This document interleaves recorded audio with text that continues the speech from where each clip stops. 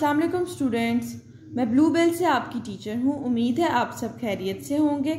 Okay students, तमाम बच्चे अपने स्प्रिंग पैक निकाल लें। अब हमारा आज उर्दू लिटरेचर का लेक्चर है।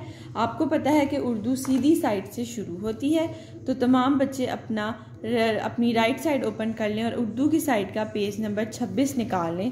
सबसे पहले बेटा आप सब ने जमात का काम, तारीख और दिन लिखना है। हमारी तारीख है 17 मई 21 और हमारा दिन है पीर। हमारा आज का सबक है, उन्होंने कहा है ये बाग है, बाग में क्या है, लफ्ज़ मुकम्मल करके बताएं। उन्होंने बेटा हमें यहाँ पर डिफरेंट मुख्तलिफ ब्लैंक्स दी हुई थी, हमने उनको फिल किया है। सबसे पहले है सूरज, बादल, दरख्त, लड़की, मुर्गी, घास, फूल। ओके स्टूडेंट्स, अगर आप लोगों को कोई भी मसला हुआ तो हम बहुत ही डिटेल में जूम सेशन में डिस्कस करेंगे। अपना बहुत सा ख्याल रखिएगा। खुदा हाफिज।